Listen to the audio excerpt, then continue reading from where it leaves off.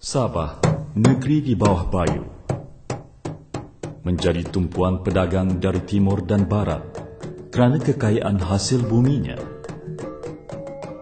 Tahun 1880, Sultan Brunei dan Sultan Sulu telah memberi konsesi tanah di Sabah kepada Baron von Overbeck dan Alfred Dent. Tahun 1882, Syarikat Borneo Utara British SBUB ditubuhkan. Ternyata penubuhannya mempunyai muslihat. Wira sejati bangkit mempertahankan hak anak negeri demi bangsa dan watan tercinta. Air mata, nyawa dan darah menjadi taruhan.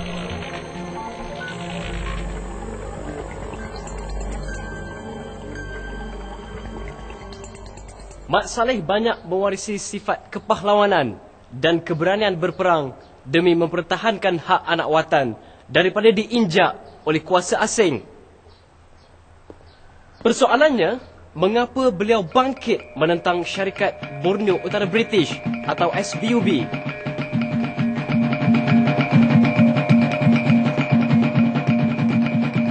Kita serang mereka!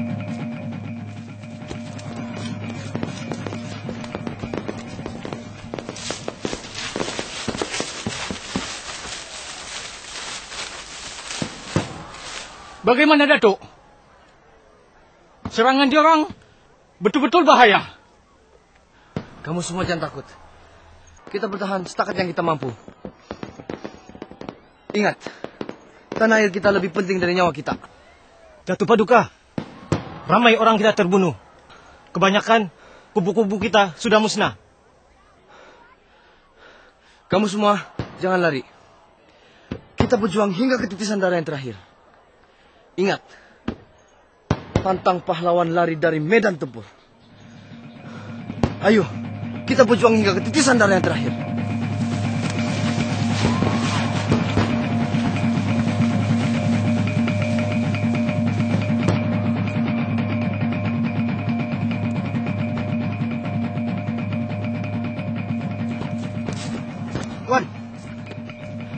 Tuan, Mat Saleh sudah tiada. Mustahil! Mustahil mereka sudah lari. Pergi cari mereka. Aku mau mayat Mat Saleh.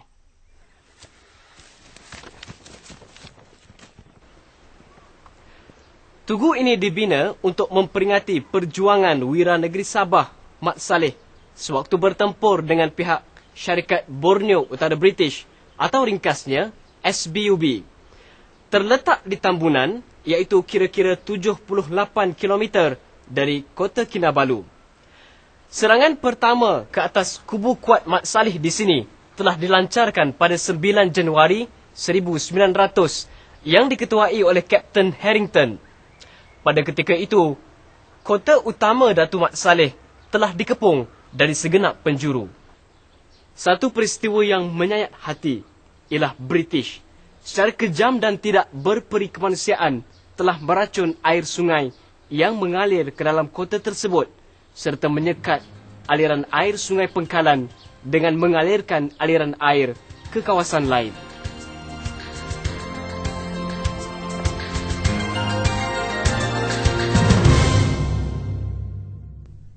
Kebangkitan Mat Saleh melakar sejarah sebagai pergerakan penentangan paling besar ke atas SBUB di Sabah. Wira kelahiran Inanam ini menjadi pemerintah tersohor di Sungai Sugut apabila berani mencabar kewibawaan pihak SBUB. Boleh Datuk ceritakan kenapa Mat Saleh menentang British? Mat Saleh menentang British adalah berpunca daripada rasa tidak puas hati di kalangan masyarakat setempat di mana Mat Saleh duduk. Ini termasuklah juga bila mana masyarakat banyak membuat aduan dengan Mat Saleh tentang peraturan-peraturan, cukai-cukai yang dikenakan oleh pihak company British ketika itu. Datuk Muhammad Saleh bin Datuk Balu atau lebih dikenali dengan panggilan Mat Saleh telah berjaya menyatukan pelbagai kaum dan etnik Sabah bangkit menentang pentadbiran SBUB yang cuba mengaut keuntungan hasil bumi Sabah. Mengapa dan bagaimana beliau boleh mendapat sokongan daripada pelbagai etnik tanpa mengira agama dan keturunan. Apakah keistimewaan yang beliau miliki?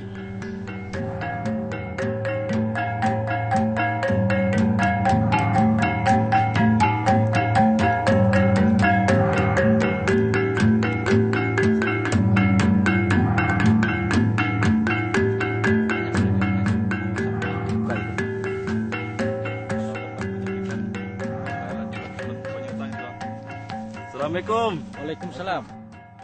Apa kabar? Bagus. Nah, macam kamu punya pendapatan? Susah lah mau carikan nih sekarang nih. Nah, sabar-sabarlah ah. Mbah, limpas kami dulu ah. Bawa.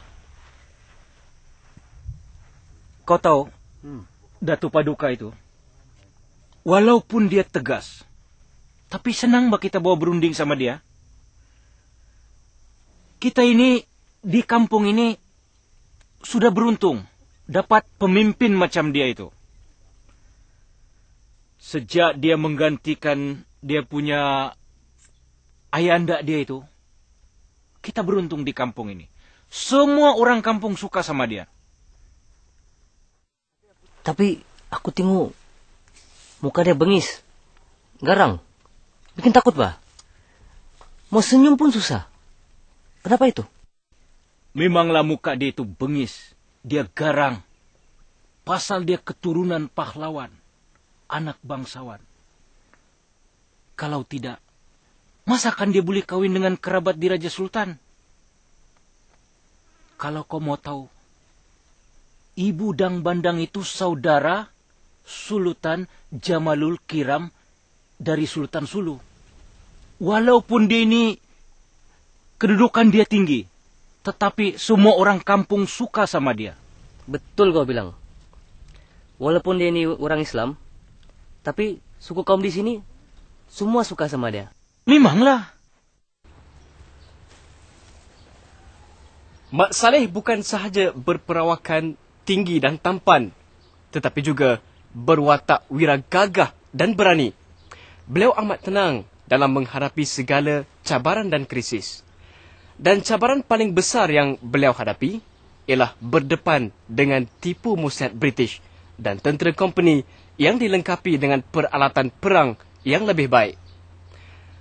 Keberanian dan ketenangannya, kesetiaan dan kebaktiannya kepada masyarakat sekeliling, sikap kepimpinannya yang tegas, tidak mementingkan diri sendiri, menyebabkan beliau disayangi dan dihormati di kalangan pelbagai suku kaum di Sabah. Yang menariknya, walaupun Mak Saleh beragama Islam, tetapi beliau mendapat sokongan daripada pelbagai suku kaum yang bukan beragama Islam.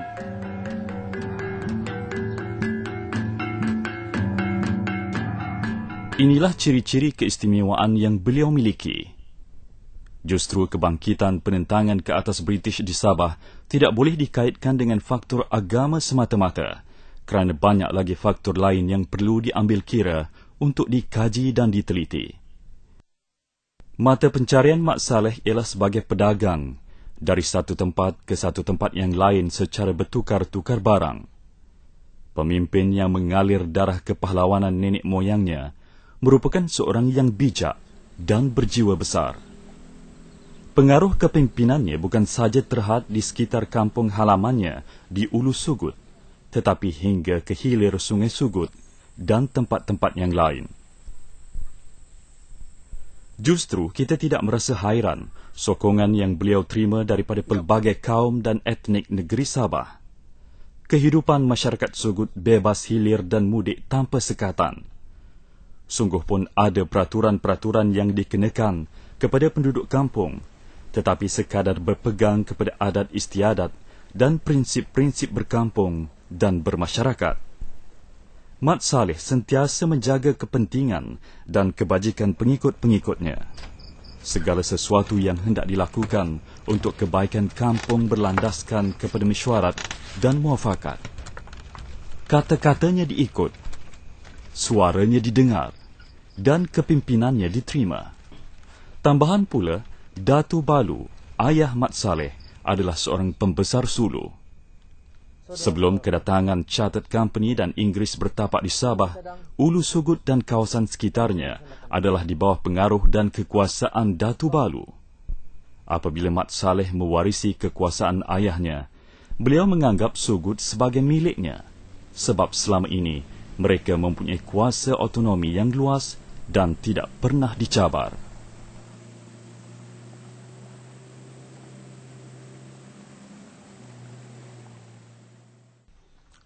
Aku betul-betul tidak faham. Kenapa orang putih jahat betul? Kita semakin bingung. Semuanya tidak aman. Semua dia minta cukai. Itu perauk. Perauk dia minta cukai. Orang berniaga pun dia minta cukai. Lagi satu, kita kena ikut undang-undang diorang. Kalau dibantah, kita akan ditahan dan dituduh membuat hubungan dengan Mat Saleh untuk bangkit, menentang diorang untuk membuat kekacauan. Ini tidak boleh jadi sudah ini. Adakah Datuk Paduka dituduh bikin kacau? Kesian juga Datuk Paduka. Datuk Paduka berjuang untuk kita. Dituduh memfitnah. Ini sudah tidak ngam ini. Ini tidak adil. Jahat. Tidak adil. Tanpa ada sebarang sebab, mereka terus jatuhkan hukuman. Undang-undang apa begini? Ini mesti pasal company mau kaut hasil bumi kita. Betul. Betul Kami setuju itu. Betul itu. Betul. Kasih hancur saya dia. Kebencian ketua-ketua suku kaum pribumi Sabah terus membara. Kebencian ini bukan sahaja berpunca daripada tekanan dan sekatan kebebasan yang dikenakan oleh pihak SBUB, tetapi juga kerana mulai sedar tanah air mereka sudah beralih tangan.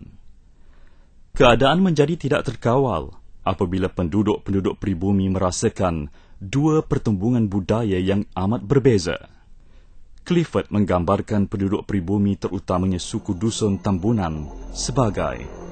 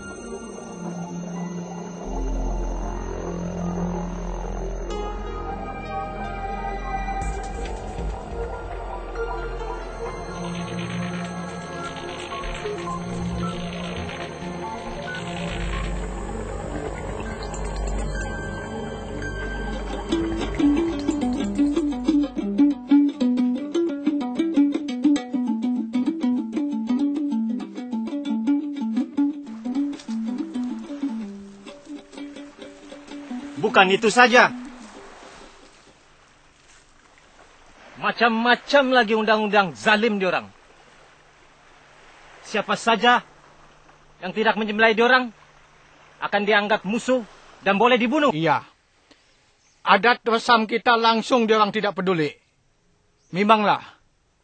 Mereka sudah lebih maju daripada kita. Tapi janganlah menghina adat resam kita. Betul itu. Aku yakin ramai sudah orang kita sengsara karena ini cukai. Ini company mau cukai. Cukai ini bikin susah sama kita orang semua. Iya betul. Cukai sana sini. Semua barang mau bayar cukai. Heran. Sudah berkurun lama kita hidup aman damai di sini. Dia orang datang pun tidak dijemput. Mereka berani Pasal mereka pikir mereka kuat. Heran. Keluarga aku sekarang sampai tidak cukup makan. Sudahlah bini aku sedang mengandung. Aku tidak tahulah macam mana mau kasih cukup keperluan keluargaku. Cukai kena bayar. Mau bayar pakai apa? Kalau mau cari makan pun susah.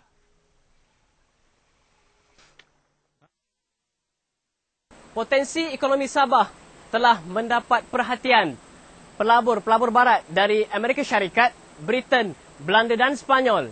Di Selimpompoon ini umpamanya merupakan kawasan longgokan arang batu terbesar di Asia Tenggara. Kini masih lagi terdapat kesan tinggalan kawasan perlombongan yang dapat dilihat seperti terowong arang batu ini.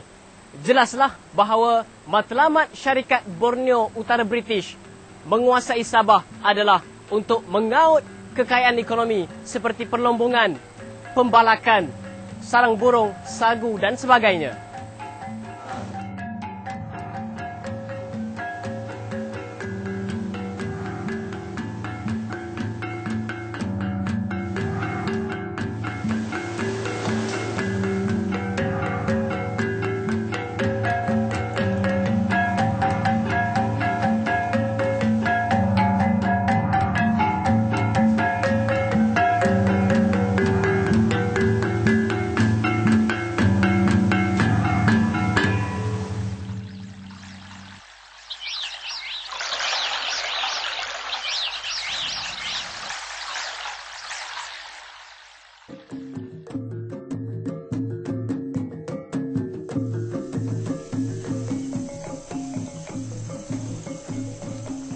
Gua Gemantung merupakan salah satu tempat terpenting kerana di sinilah pihak SBUB mendapatkan hasil sarang burung yang cukup lumayan.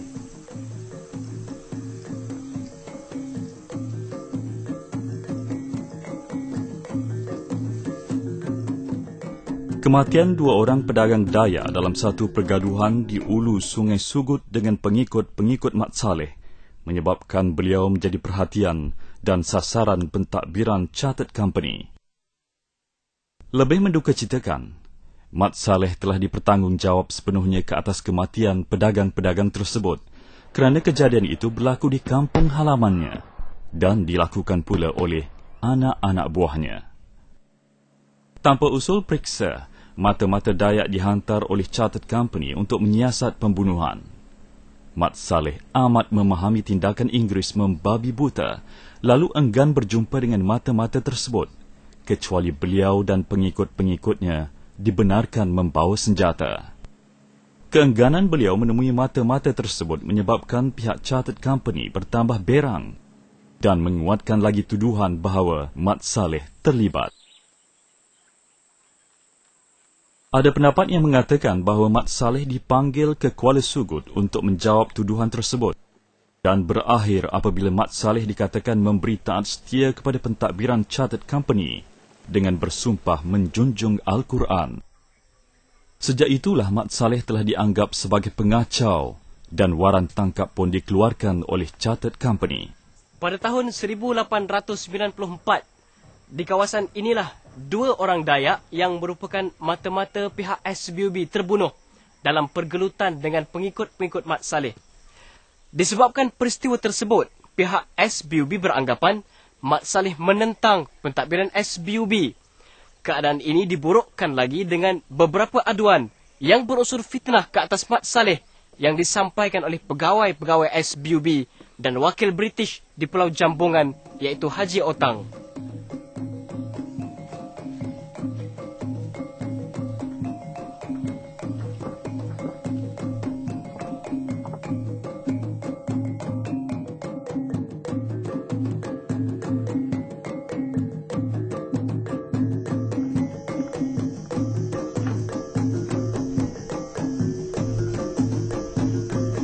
Tahun 1894, nama Mat Saleh mula diketahui umum.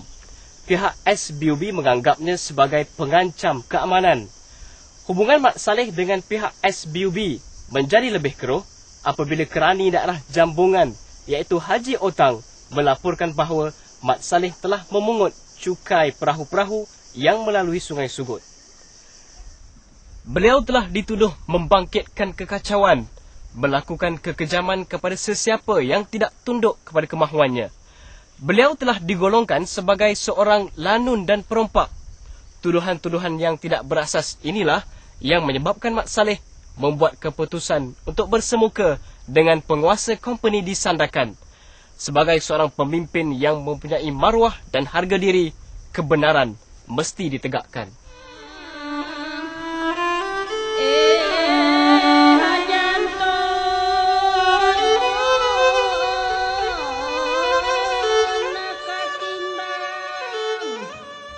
Datuk Paduka. Ya, Dayang. Doaku mengiringi pemergian Datuk ke Sandakan. InsyaAllah, Dayang.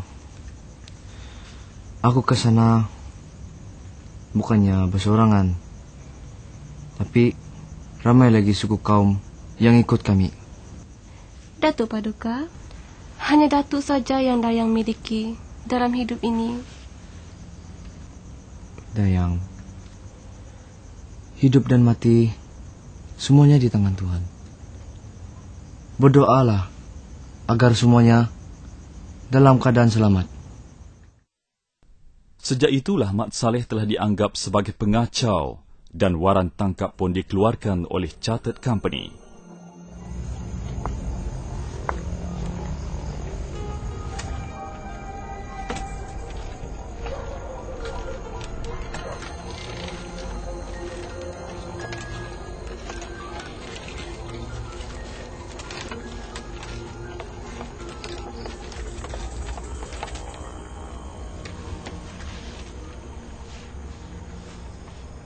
Saudara-saudaraku,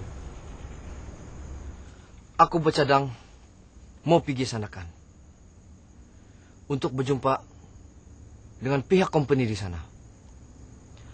Sebab diorang cakap aku terlibat dengan pembunuhan 2 orang Dayak di kawasan kita. Dan diorang juga cakap aku ni sebagai pengacau. Semua tuduhan itu aku mesti jawab. Untuk pengetahuan kamu semua, pihak company telah melantik pegawai baru di sana. Kita semua sudah tahu kan, macam yang diorang buat di Sarawak dulu. Kalau diorang datang di sini dengan niat yang baik, ndak apa.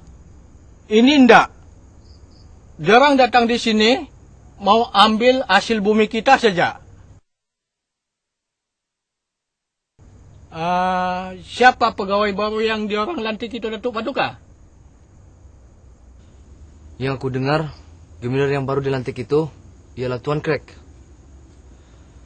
Tapi itu bukan masalah kita. Biarpun siapa dong lantik, asal dong datang, dagang dengan jujur, ndak apa. Ini tidak. Banyak betul dong punya muslihat. Di mana diorang berpangkalan, Datuk Paduka? Kalau bukan kerana hasil kekayaan, bumi, tanah air kita, manakah diorang dapat bertapak di sini? Ya, betul. Kerana kekayaan kita lah, diorang sanggup datang di sini. Aku rasa diorang sekarang berpangkalan di Sandakan. Nampaknya kita tidak boleh berdiam diri. Kita kena bikin sesuatu. Tapi macam mana? Apa Datuk Paduka ada perancangan? Syarikat yang dong tubuhkan itu mesti ada muslihat untuk berkuasa di tanah air kita. Aku rasa kita mesti lakukan sesuatu. Tapi hanya satu yang aku mau. Sokongan dan doa restu kamu semua. Aku setuju itu, Datuk Paduka. Tapi apa yang perlu kita lakukan? Bagaimana kelengkapan senjata perang kita? Sedangkan senjata doang lebih bagus daripada kita. Yang penting kita mesti bersatu hati. Kita kasih tahu dorang peraturan dan undang-undang dorang tidak sesuai dengan budaya dan adat kita. Kita bukan bangsa yang hina. Kita masih ada maruah. Tapi kalau terpaksa, biarlah kita berjuang hingga ketitisan darah yang terakhir. Barangkali Datuk Paduka, kita punya tindakan nanti akan disalanggap oleh pihak company. Betul itu. Kita tahu dia orang ini banyak tipu muslihatnya. Aku memang sudah tahu semua tuh. Lagipun, kita pergi sana bukan untuk berperang. Cuma mau minta penjelasan dari dorang kenapa banyak betul cukai dikenakan sama kita. Kalau itu pandangan Datuk, aku mengikut saja. Tapi, biarlah langkah dan perancangan kita tidak dapat dikesan oleh pihak company. Aku memang mau betul berjumpa dengan pihak company ini. Kalau ikut perancangan Datuk tadi, aku sudah tidak sabar-sabar mau berjumpa sama dorang. Segala keputusan Datuk Paduka, kami patuhi. Selama ini pun, kami tidak pernah bantah cakap Datuk Paduka. Aku pasti semua suku kaum bersetuju kalau Datuk menjadi ketua. Datuk Paduka lebih memahami kami. Aku harap cita-cita pihak company mau mengaut hasil bumi kita ini tidak akan tercapai. Aku rela berkorban demi tanah air tercinta ini. Datuk Paduka, kami sentiasa berdiri teguh di belakang Datuk. Kami rela berkorban apa saja demi keikhlasan perjuangan kami. Kita mesti kasih tahu sama semua suku kaum agar tindakan yang kita ambil seiring dan sejalan. Bah, kalau kamu semua sudah sedia, kita akan bertolak ke Sandakan pada minggu hadapan. Tapi, aku mau kamu kumpul semua ketua beberapa suku kaum untuk ikut kita bersama.